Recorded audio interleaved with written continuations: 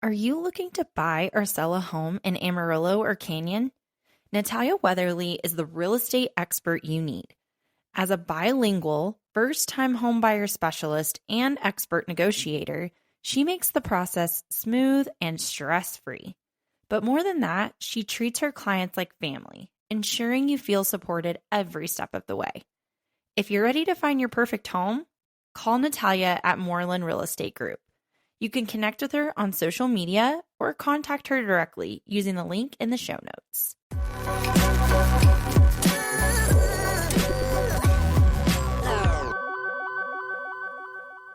Hello, and welcome back to the Nourisher podcast. Today's discussion is going to be extremely real and raw and vulnerable. I don't know if many of you know my family background, but it's complicated to say the least.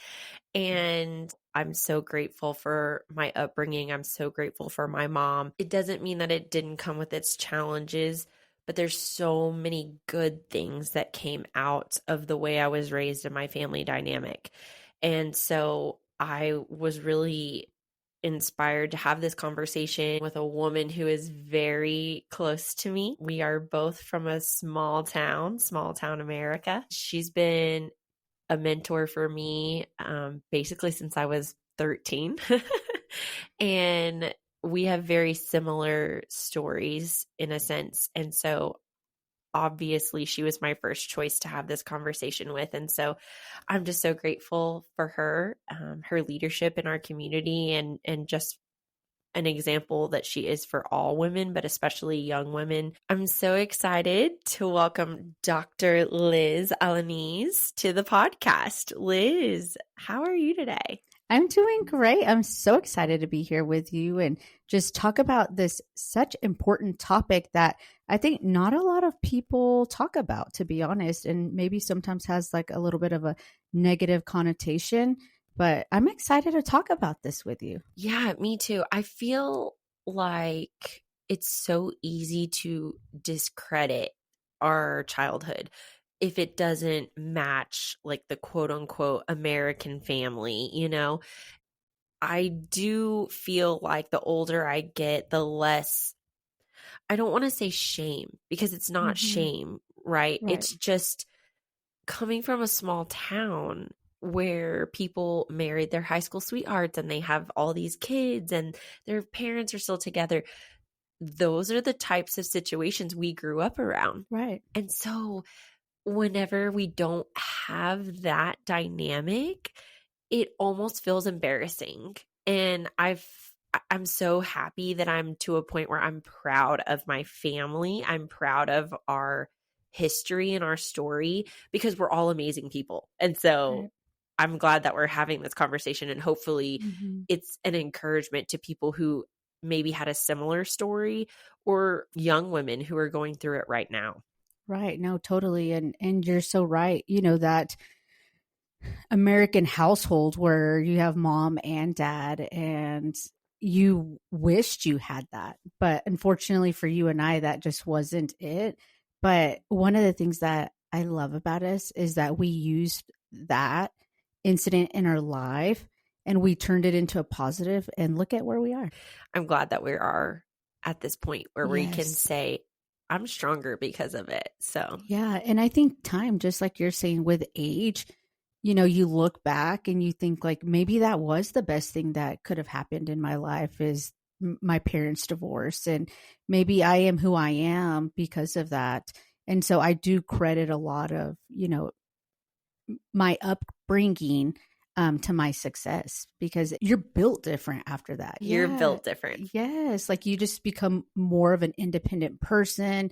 You just have to really do a little bit more. And that's not to discredit those that have their parents still together. But, you know, there is a little bit more independence that you gain from growing up in a single parent household. You don't have two people to rely on, and you see kind of your parents or your mom or your dad, whoever the single parent was, but you see them in their struggle, and you see how they handle different situations and how they, you know, persevere. And you're like, wow, like I can do that. I can do that. I can be that person. Yeah. So, No, I love that you said not to discredit the quote unquote all American family, because it takes all kinds of people to make the world go around. Those children from those types of homes are necessary. Children from our types of homes are necessary. yes. We're just going to dive right into it. So I want to start by kind of getting a little bit of a backstory of your upbringing and your childhood. Well, as you know, you kind of mentioned we're from the small town, a very small town. I don't even remember what the population was. I'm hoping it grew now a little bit. I think it has. When I graduated, we were still under 900. Okay. I think it was like 824. Yeah, I feel And like we were in the like 700s, 800s. so I something. want to say it's over 1,000 now. Okay, so as anyone can imagine, just the small town life, and I have to say, I loved where we grew up. I would not change that for anything, because growing up in that small town and having that support system from, families and our friends, I think that was important in our upbringing. But I did grow up in a Mexican household. I am first generation, so my parents are from Mexico. Two older brothers are from Mexico. Me and my sister born here in the United States. And so we grew up in this very culturally driven household in a town where predominantly was Caucasian, I have to say. So I think there was only maybe like 5 in our class, or 6 maybe, graduating class of Hispanics. Not that that matters, but it does in a way, especially It does. It does. And but one of the things is, man, I wish I had the percentage of single parent households, because I'm sure that was very rare. I do have a twin sister, my 2 older brothers, as I mentioned. But also about second or third grade is when my parents got divorced. So that's when I really got to live a different life. It wasn't always like that. I did grow up with 2 parents. And the only thing is, I was so young, I can't even remember my parents together. It's like, I don't know what that feels like. I remember my mom cooking. And like I said, we had that, traditional Mexican household. So I remember my mom cooking for everyone, and she would serve the boys, and she'd make sure that dinner was ready before my dad got home, and just kind of like served him like the king.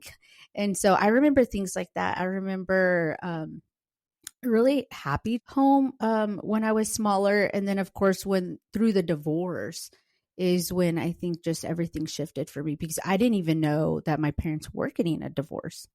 I remember coming home and my mom had already had a house. It was like a trailer home picked out, and we got home and everything was packed up. So I came home from school and our home was empty besides whatever she was leaving behind. And then we got in the pickup, and then we went to our new home. So it was like, what is my life now? Like, what is happening? I can't imagine what that was like, being that young, like second or third grade. Those are formative years, right? So Right. it's hard for people to process divorce at all at any time in your life. I mean, when my parents got divorced, I was 16, which is also a very hard time Yes. to experience divorce too. So I can't imagine how that felt. But like you said, it feels like your parents have been divorced since the dawn of time. Yes. Because you were so young. Exactly. Yeah. And, it was kind of like we were blindsided by this. We didn't even know there are issues. Now, I mean, as a parent, if I were to go through that, I would just have a normal conversation, sit my daughter down and tell her, like, this is what's happening. But, back in the day, I don't know if it was fear. I don't know if it was like, if you don't push yourself out, I'm never going to get out of this marriage. Like, I don't know what was going through my mom's head at the time.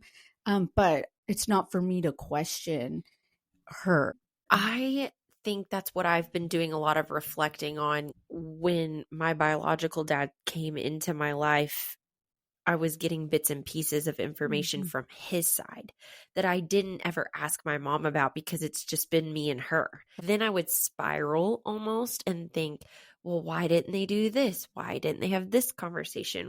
What happened here? Why weren't they there for this? And so it's easy to get to a place where you start questioning everything. But again, with age, I think I give my mom, my biological dad, my stepdad, anyone involved, I give them so much more credit because I get it. Like, life is hard, marriage is hard. It's a learning process. Yes. And, and I was so young. Like, me and my sister were the ones that moved out with my mom. My brothers stayed, but you were so young, you didn't even understand anything. You knew things were happening. You saw some physical violence, but it was like your parents, you saw that other loving side of them that you're like, it was just like a bipolar relationship that I can't really explain until, you were in it. But I do commend my mom for doing that, because I know that it took a lot of strength to do that. And I know she probably went through a lot of pain with the decision to separate her family, because I know that decision was not taken lightly. Absolutely. Well, and you said you came from a traditional Mexican household.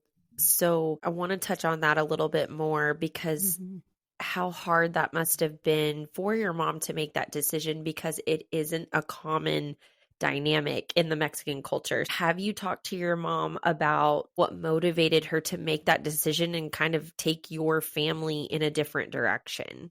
Right. It's so funny because I think that's such a sensitive topic, as even as an adult, I feel awkward even asking some of the questions, because my dad has a different story than my mom has. Of course, yeah. But I know what I saw. Bringing it up it's just such a sensitive topic for really both of them. Growing up Mexican, that's a taboo. Once you get divorced, it's like you have that red label just written across your face of just like that it was your fault. It was the woman's fault. It wasn't the dad's fault or anything like that. And so I do think that she struggles with that.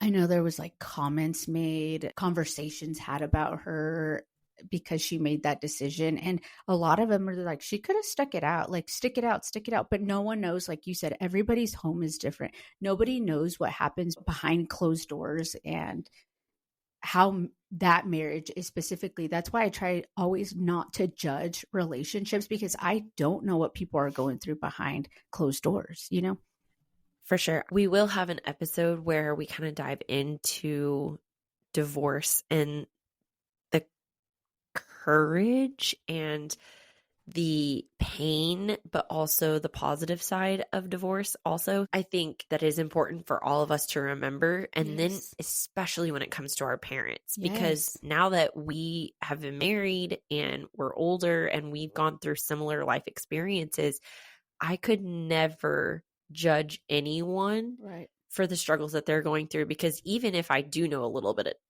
information about what they're going through or an argument they had with their spouse, that's not even the half of it. Right. When people say like have respect for other people's marriages, that's what that means. A lot of people judge from the outside, and gosh, there's maybe so much pain that person is fighting every day, because we don't know their struggles in that marriage. And so, that's why it's so important to be kind to people. And because like they say, we don't know what that person is walking. I have friends that have gone through divorce, right? And it's very easy for us to be like, this is what happened. This is the things that they were going through. So and so was wrong. They should have stuck it out. It's so easy to fall into that trap. For sure. And growing up in a small town, when our parents were going through that, I can't imagine, because it's exacerbated in a small community like that. So I'm sure that was also very painful for your mom to go through. But as a child, also, it makes people treat you different if you're the one going through the divorce, but it also makes them treat your children different. Oh, for sure. And that's why I'm almost glad that I went through it very young. I can't imagine like at 16, like, because you actually hear the conversations, you hear the gossip that comes back to you, or you hear what people think of your parents. I was so young that I just didn't know. They were probably talking at that age. I wasn't paying attention. I was over there playing with them with Barbies and stuff like that. So I can't imagine like doing it at 16, Kayla. That was probably at a harder age, because you can digest things differently. That I just couldn't when I was my age, when my parents got divorced. I think it impacts us so differently at Mm-hmm. different ages, for Right. sure. Right. But one of the biggest things where I noticed the biggest impact of my parents' divorce is when I got married. And I was like, I don't even know how to do this. Like, I don't even know how to be a wife. Like, isn't that weird? I was so lost when I got married. I didn't have that example. Like, I knew of a great woman and I knew what she did as a single mom, but I didn't have that model of mom and dad or like how to act. So I do feel like I didn't realize the impact of my parents' divorce until I got older. Right. But other than that, like, because she was so strong and like the hard worker and her resiliency, those are the things I took away. My mom works so hard. She owns a restaurant. She wakes up at 5 a.m. every day. Like, the woman's hustle is like no others. Like, she impresses me every single day. And those are the qualities, though, that I'm like, wow, if she can do it, like, no one can stop me, you know? And so it's just, there's those qualities that I always focus on because I'm such a mentally strong person that I was able to overcome those things. And now I just had to have a different mind shift. And I have to say, being mentally strong is so important to overcome a lot of your struggles, a lot of those obstacles that you thought were failures, like the things I learned from that woman and have taken not only in my personal life, my marriage, but also in my leadership roles in the community and like leading a clinic and different nonprofits. Those are the qualities that I very much focus on. Yeah. My mom gets a lot of credit for the person that I am. Of course, she can't claim all of my accomplishments because I did play a role in that and I had to learn and grow from what I saw as an example, but our moms are primo. Top tier. Top tier. Is there a time that sticks out for you where you really saw your mom struggling and you remember her struggle and saw how she handled it? As a single parent household, one of the things that I did always see her, she had to wear all the hats, right? And so she had to provide financially, emotionally, and also just all the day-to-day responsibilities. Like, that is tough. I look at my life now and that I have my husband and how much he helps me with our daughter. And I think like my mom had to do this all by herself. Like, I don't even know how she juggled it all, but she did. She always tried to make things as normal as possible. Like, I never knew that we didn't go without because she would go without before we would go without. And I think that's just telling of how of a great mother she is. And then one of the things is like, I would see her exhausted. My mom worked like 2 to 3 jobs just to make ends meet. And I did see her exhausted. And that always kind of broke me because I wish at a very young age I could have helped and fixed that. But like, we can't. It's one of those things like we're too young to kind of step in and try to help with that. But my mom was so strong and she did the best she could with the resources she had. I remember one time, like, I don't want to be like invasive of her. Hopefully, if she listens to this, she doesn't get upset with me. But I did one time, I found a bottle. I was looking for like medicine and I found a pill bottle and I looked at it and it was like depression medicine. And so I knew that she was like going through things, the divorce, just working 2 to 3 jobs, being a single parent, just the stress of it all. Like, I'm glad that she was able to find help. Because a lot of times that would have probably broke someone, but she was so resilient that she's just like, if I'm going to go through this, I need help. So there is stigma behind that, but I want everybody to know, like, if you need help, if it's the depression medication, if it's talking to a mental health counselor, like, that is so important to help you through these things and have someone to talk through. Also, often growing up, as you probably experienced this yourself, as we had to grow up a little bit faster than a lot of people. I remember as soon as I could drive, I drove. As soon as I could work, I worked. Even before that, I was probably doing things that like driving that I shouldn't have. But, those are the things that we had to do to help in ways, at least to support ourselves so mom could focus on like the other things. But yeah, that is a lot to take on, especially when you signed up for something that was supposed to be with someone to help you with all those things. And it just wasn't that way. Also, asking for help, especially when it comes to your mental health, wasn't common at that point. Now I think people are a lot more open to therapy, to medication, or just asking a friend to help them with the kids or something. That's so powerful that your mom recognized, I have kids to raise and I have to show up and be there for them. And now as an adult, knowing how extremely hard that must have been for her to have to come to terms with that, and recognizing that she needed help. I think what's really crazy is that we don't even recognize that they instilled resilience in us from those moments. Like, that's a moment she might be ashamed of, right? A moment of weakness for them is a strength for us in the long run. And so it's crazy to think about how that moment impacted you for the rest of your life, but in a positive way. And I still remember it. She really was trying to build this healthy home, even if it was just by herself, but she was building a healthy, happy home, and she was going to do what it takes to, to do that. And so I'm super proud of my mom and just her strength. Her upbringing was also a lot different than most, really learning how to cope with them, especially growing up the way she did. It just shows a lot about her also, like we were talking about, that strong mentality. If home ownership is on your vision board this year, you need to talk to Callie Arredondo at Texas Tech Federal Credit Union. Choosing the right lender is one of the most crucial decisions in the home buying process because it directly impacts your financial future, stress levels, and your overall experience. Callie has already helped over 350 families right here in the Texas Panhandle, and she's ready to help you next. Not only does she offer the best rates, but she's known for keeping fees low and making the home buying process stress-free. And here's the kicker. Texas Tech Federal Credit Union guarantees the best rate. And if you happen to find a better one, they'll give you $1,000. No, seriously.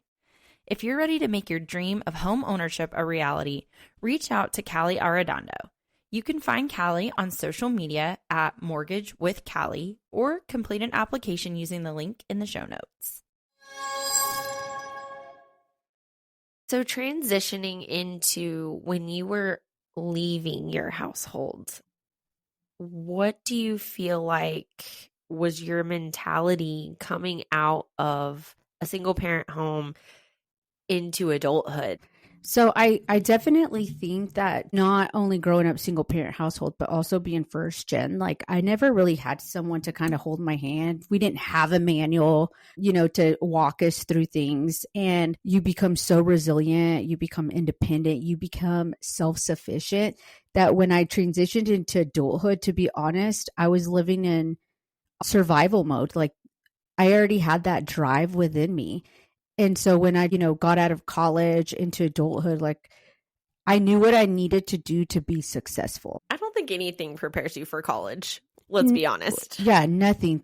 I'm telling you, if I didn't have that drive and discipline, I mean, I love college. Like that was the best time of my life. If I could literally redo that era, I so would in a heartbeat because it was such a blast. But it was a struggle at first. Like I said, I didn't have anybody to really guide me through it. I knew I had to go because my mom really already set those expectations and, responsibilities and requirements for us. We didn't really have a choice.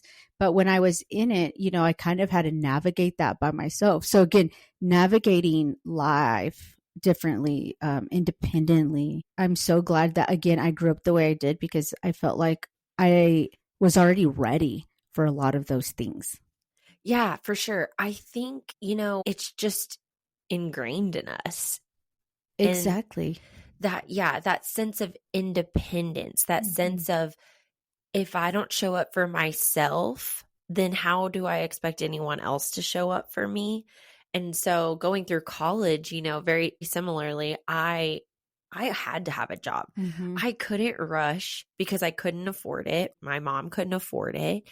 I had to work to eat and support my partying if that's what I wanted to do, because they weren't going to be able to help me with groceries and things like that. Right. I mean, I was very fortunate in many aspects. I can't take anything away from my parents because they tried to provide for me the best that they could. But I mean, again, you don't even realize that you got that mentality from your mom.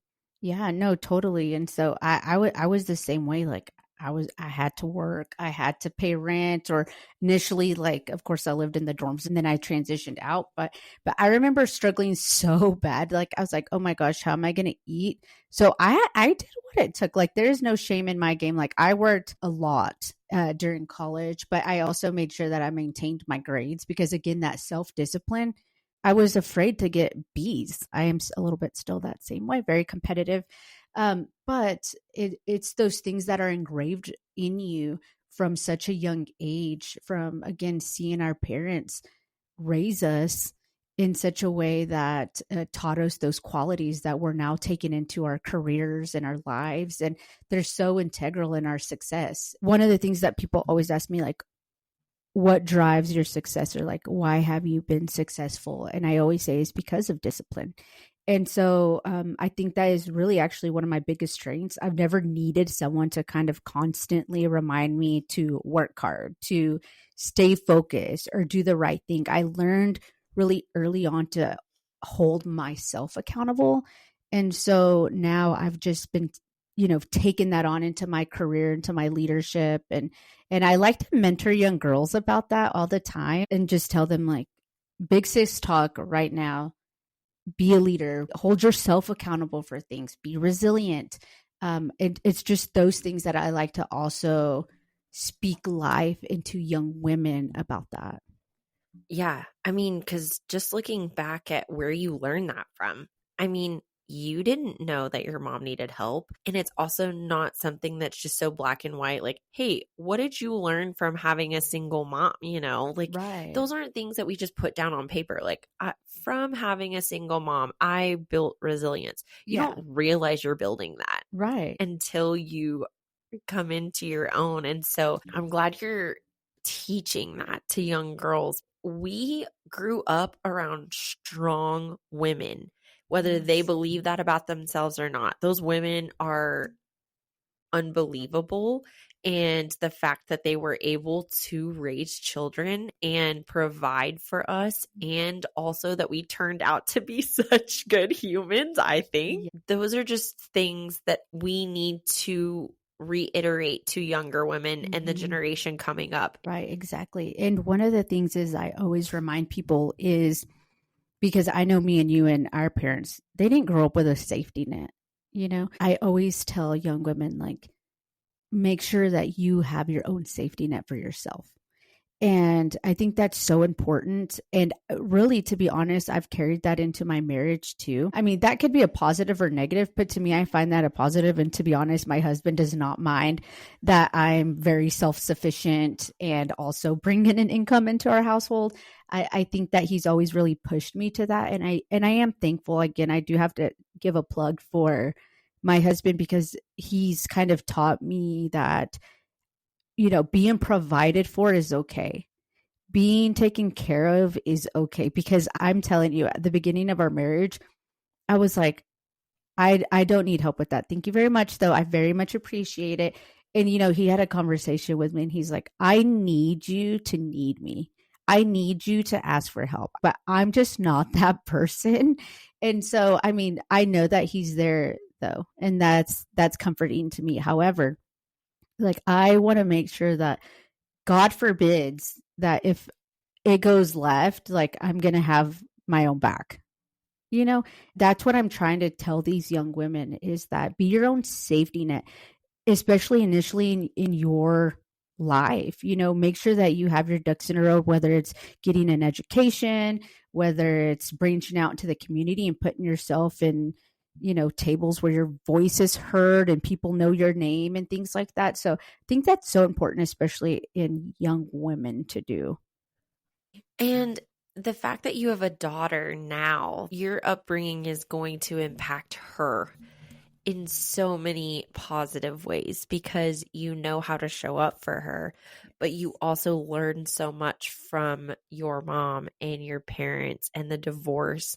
You learn so much about how to advocate for a healthy relationship and ask for the things that you missed out on as a child, and so that you can provide that for her. It's almost like good karma Yes. that you had a daughter. Yes. And it's like you broke a generational curse. I know that's like cliche, but now my daughter, has both of her parents. And like you said, I am changing the way that she's raised. But again, there's two of us in the household. She has the resources needed. I know she's growing up to be a sweet little girl, very independent, very sassy. She's a little character, but I know that she's going to grow up to like literally change the world. The way her mentality is similar to mine when I was like a little bit older. I feel like she's a little advanced than I was.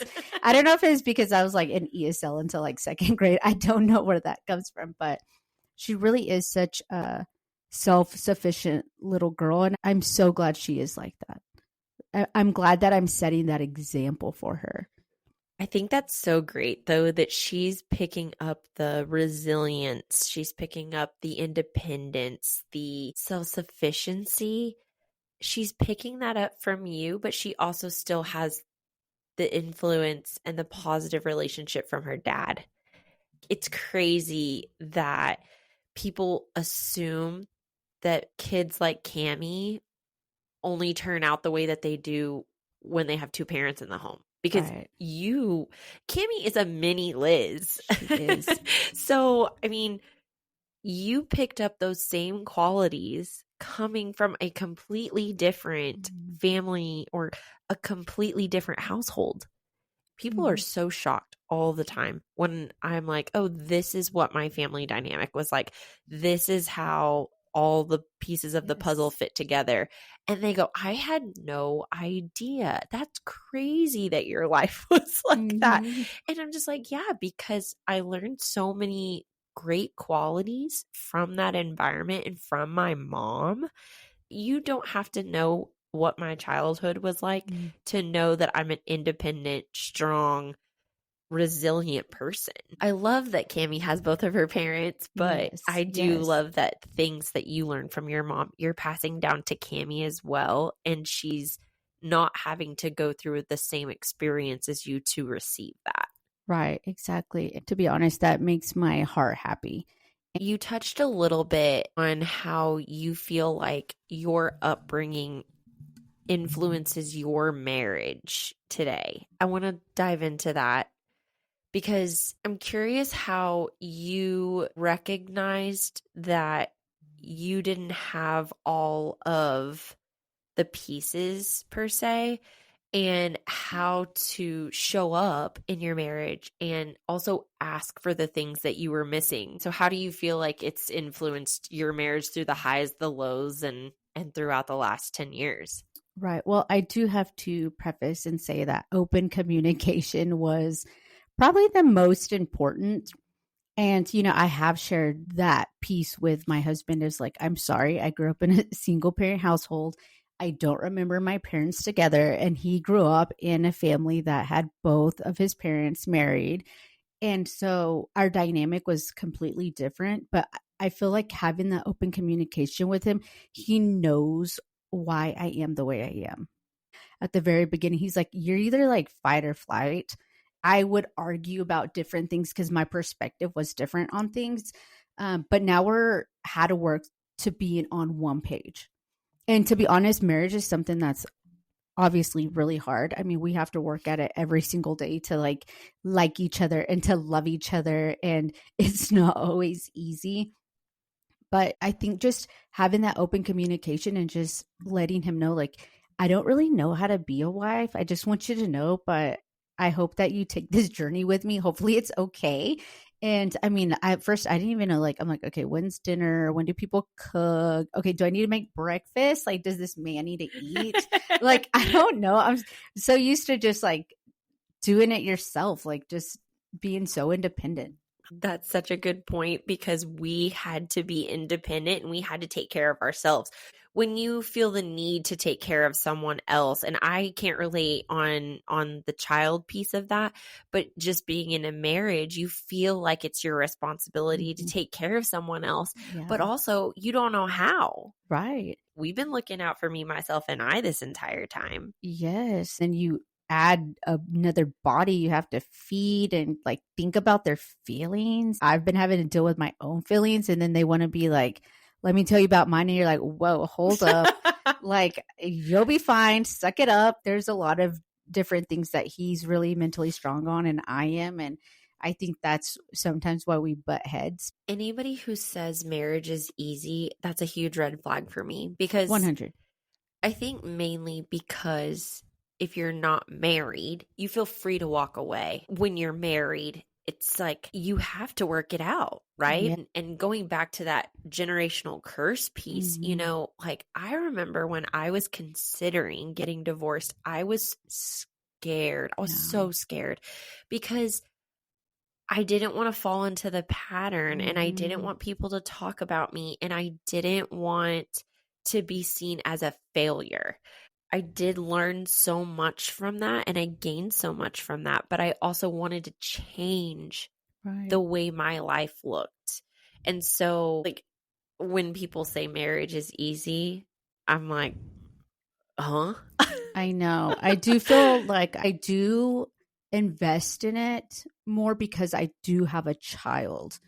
And I know going through something like that myself at a very young age, like I just wanted to change her path, you know? And so I do feel like Cammie kind of makes me want to fight more for my marriage and just to make sure that, you know, that she grows up in that household that I didn't.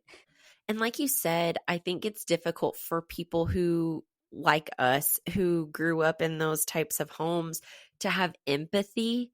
And so, like you said, when your husband comes to you and he's like, hey, I have these feelings, and you're just like, okay, well, you got to pull up your britches and move on. It's like, it's so hard for us to have empathy for other people. And so I will say I'm proud of the communicator that I am in my relationships because I need that. Like, I need someone to put me in check a little bit and to say, hey, I know you're independent. I know you don't care if I have feelings, but I need you to. It's a double-edged sword because yes, it's great to be independent and it is great to be strong emotionally and mentally. But sometimes we have to also see the other side of it where we need to be more vulnerable. Absolutely. Yeah. I like leaning on my husband. I like that I can share my day.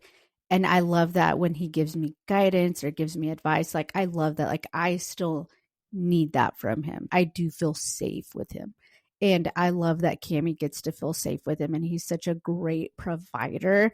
And I always tell them, I'm like, honey, you know, I love you. But one of the most things that I love is that we feel safe and you're a great provider for our family. That's so important to have a healthy marriage, a healthy family for a child. Growing up in that kind of environment is just so important. I think it makes you more appreciative of that as well. I want to be clear in saying I never did not feel safe at home, right? But there was an emotional safeness that you didn't receive maybe from the other side, or for me, it wasn't consistent. And so I didn't know that I needed those things. And so, like my fiance now, oh my gosh, I can't tell you how emotionally safe I feel. And I didn't know that was a thing and that I needed it until I received it.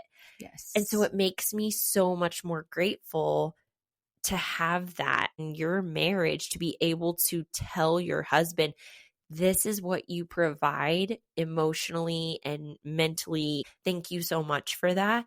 That's huge. Like, that's probably such a affirmation for him and makes him feel better and like he's doing his job, other than I put food on the table, I have a job, I bring in money, those types of things. Because I don't think people understand that just providing for someone is so much more than the material things. Right. And he is honestly so great at that. I mean, we try to be that person for each other. As you get older, there's only a certain amount of people that you can actually be raw and real with. And so I do consider that Raimi is that person for me, that I can just be raw and real about situations and experiences and just have those talks. At the end of the day, we both know that we're there for each other, and can depend on each other for sure. And touching on what you've learned from your mom and how you're applying it to your marriage, I know for sure your mom has to be learning something from you as well. And so now that you are an adult and you can have more raw and honest conversations with your mom, like, have you ever had that talk with her where you're like, hey, this is what I learned from you? Or has she ever approached you and said, this is what I'm learning from you? It's so odd because we have such a close bond, but such a different relationship where we're not very expressive to each other. And so I don't think she would ever tell me that, but I think she knows that I feel that way about her.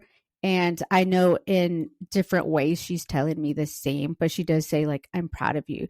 But in a way, I think that me and my sister are kind of living life. Like, I get to watch Cammie live life differently, like through the lens of a child.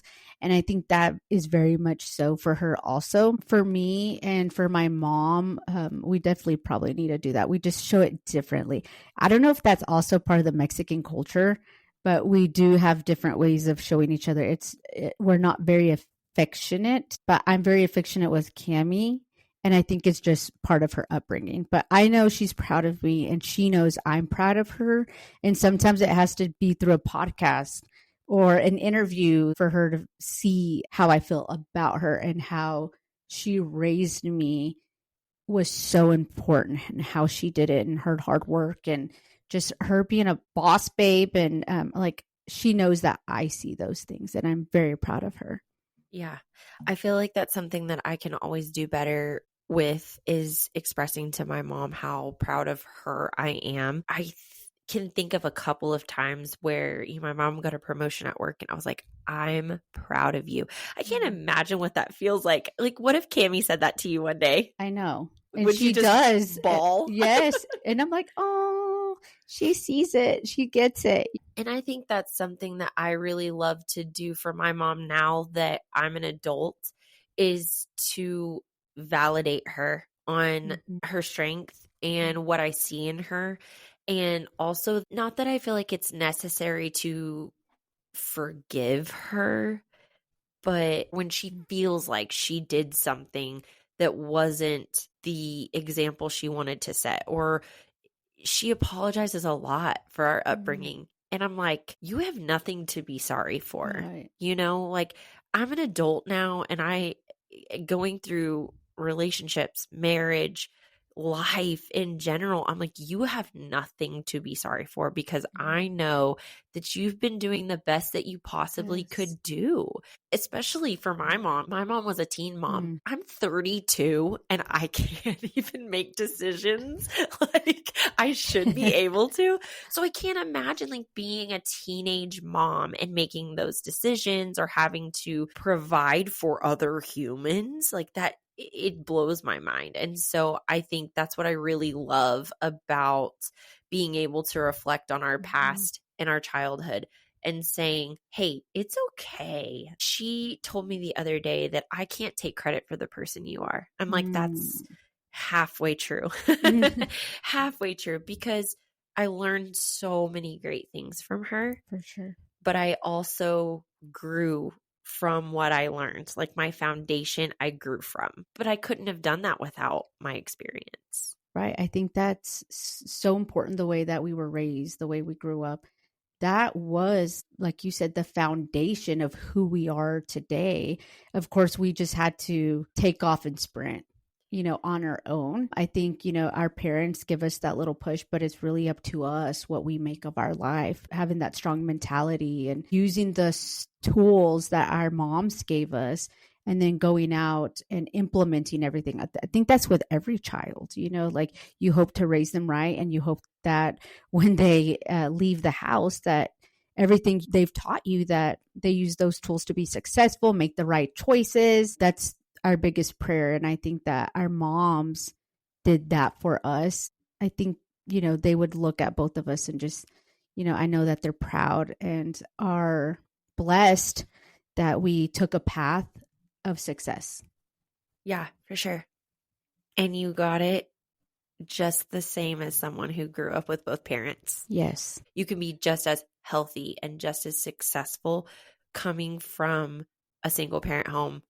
Just because your situation is different than the all-American family or what is picturesque to everyone else, you can thrive and you can grow and you can break those curses. Your past doesn't define you, and you every single day have the opportunity to make the most of where you came from. The real disadvantage is underestimated the power of being raised in a single parent household. One of the ways that I always tell people is that there are no limitations being raised that way. And I mean, we are the prime example of that. We didn't limit ourselves growing up. There was no limitations for us. And so again, that foundation of resilience and strength. And I think me and you have a really strong inner belief system in ourselves. That's super important. And even though I don't want to discredit those families like we were talking about, but single parent households do face unique challenges. And I think we've embraced it and have just moved forward with it. Yeah. You mentioned that you mentor younger women and you talk about the importance of being their own safety net and independence and resilience, but specifically, what advice would you give to kids or young adults navigating life in a single parent home? I would definitely tell them to communicate with their parents and share what is happening. Communication is key, and I know it's hard. But one of the things, like, again, if you need help, your parents can help you through that, even if it's talking to a counselor or just making sure that they know what your needs are through this transition, because it is hard. And I don't want anybody to feel alone through the process, but also understand that your parents are also going through challenges themselves, and recognize that they're juggling a lot, including their own emotions on top of making sure that you're okay. That's got to be really, really hard. Watching your child struggle and you might have played a part in it. I mean, that's super hard to acknowledge, but also appreciate your parents' sacrifices. There's a lot of times that they went without to give us. And so give your parents grace and just appreciate them. Show your parents appreciation, but also, again, on the other end, like I said, just make sure you're always communicating and having that open communication with your parents, because they can help you. I love that you said give them grace, especially for young adults or kids that are going through it right now, because I wish I would have given my mom more grace when I was younger. Same. I wish I wouldn't have taken my frustrations out on her, but I also wish it wouldn't have taken so long for me to say, hey, I need this from you. Mm-hmm. I don't know how they would have responded, but I can't imagine if Cammie came to you and said, Mom, I need this from you. And even if you had some weird, like, visceral reaction to it at first, you're going to carry that through the rest of your day, and you're going to reflect on it. And you're, at the end of the day, you love her and you want what's best for her, and you want to provide for her. And if she's asking you for something, there's no way you're not going to hear that. Right. Exactly. And I mean, I would go to the depths of this earth to make sure that she knows that she's going to be okay, to make sure that she's safe and healthy. She's my joy, my baby. And the last thing I would ever want to do is make sure that she's not heard. So I could formulate my own 3 words for your childhood, but I'm curious to know if you had just 3 words to describe how you grew up, what would those be? I would say resilient, humble, and loving, because one thing I know that even through all the obstacles, one thing that never wavered was the love that my mom had for her children. Those are really good words. I love that. It's so honest too, like humble. That is one that I don't think I would have ever thought of, but those are powerful words. Definitely. I think coming from humble beginnings and just going through what I, did, I think it really helps me lead also in that way, just very humble. I'm an empath too. And so, I'm crying over like every TikTok video that comes through my screen. Like I'm very empathetic to people's situations. So you know that I'm in awe of you as a person. You're just so strong, like we've mentioned time and time again. And I've also always looked up to your family. I don't know that I've ever told you that, but I see how close you are with your family, your siblings, and your mom. And that's so amazing to me. It's something that I always strive to do with my mom and my sister and my brother. But I think as women, like we have a different bond, right? So I look up to your family, and I don't know if you know that other people are doing the same thing. Thank you for that. Thank you. We're a very close-knit family, and we definitely rely on each other and depend on each other. So yes, we're very close. If I had to choose my ideal family, it would always be them. They are just everything to me. And I'm very, very fortunate to have all of them. Yeah. And you and Sandy, I've mentioned you on the podcast with Casey because you have been a part of my life for a really long time. Yes. For over 20 years. Yeah, crazy. That's like insane. You're like little sister to me. It's insane to think about. Like when I said 20 years just now, I was like, oh my gosh, what? You're aging me. Literally, like I love you. Like you are my little sister. And anytime I'm in a room, I'm like, y'all have to meet my friend Kayla. Like y'all have to. She is phenomenal. So I appreciate our friendship and our sisterhood more than you can imagine. So thank you. I love it. And I love you. I love you. Okay. So I always end the pod by asking two very important questions. So the first question is, what is one thing that most people may not know about you? So I think what a lot of people, well, actually, you might if you know me, but those that don't, is I literally love clothes. Like I'm obsessed with clothes. I've taken over the guest bedroom. It's pretty bad. And so when we do our new builds, hopefully by next year, I have requested, like I said, I don't care what anything else looks like. I have to have a closet with an island and like the greatest mirrors alive. My husband's like, you need to get rid of this clothes. I'm like, I can't. I have emotional attachment to some things, especially if like I spent a lot of money on and like back in the day, like that's all I could afford. Like I'm hanging on to that. I'm not getting rid of it. I had the same pair of Uggs for the longest time because I bought them with my own money that I earned. Yeah. They were disgusting. I was like, no, these were expensive. I bought them on my own and I will keep them till the end of time. Yes. And I guess if you follow me on Instagram, you probably know that like I hate repeating outfits like for events. My husband's like, do you really need a new outfit for every event? I'm like, yes. Actually, yes.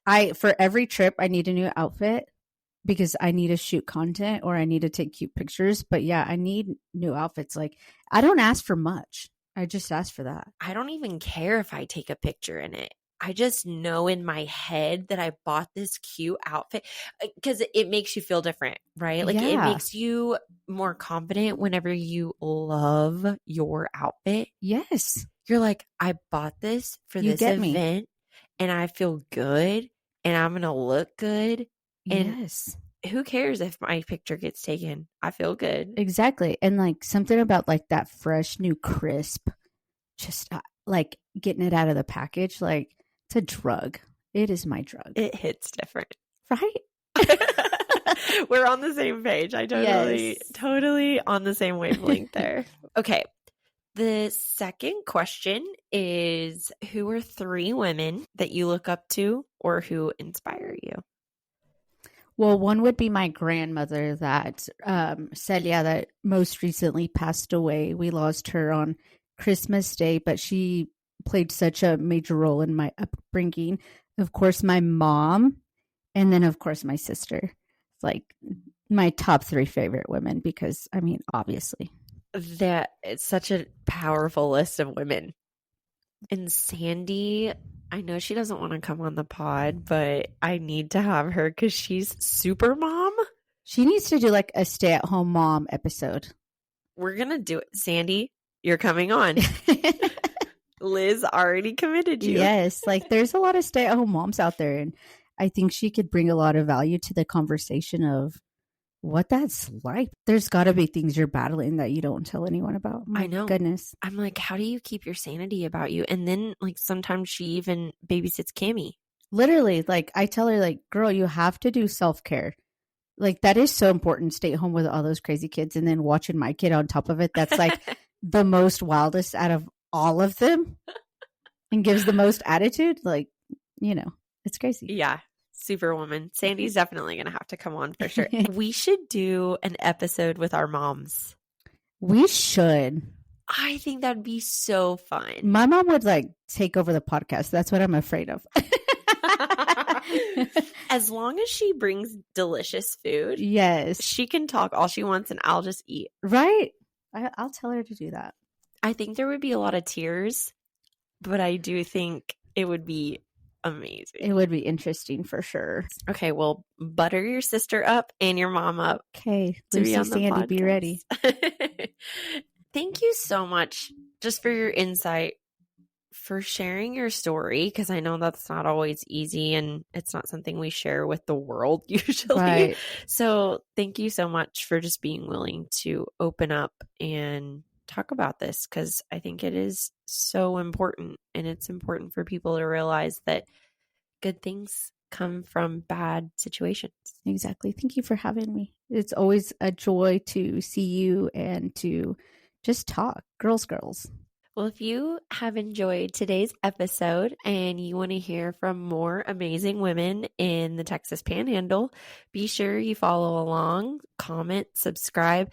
We would love to hear if you have a story you want to share with us. If you have an experience that's similar to ours, like we said, there's so much power in community. There's so much power in shared experiences. And if you need help, the first step in that is usually telling your story and telling your truth. And I want to be a safe place for people to feel like they can come and ask for advice or just vent. So please share with us if you've gone through something, if you have been inspired and you want to share some love with Liz and provide words of encouragement, like we would love to hear it. So obviously you can also like, comment, subscribe, follow along wherever you get your podcasts. But until next time, stay strong, stay connected, and keep growing.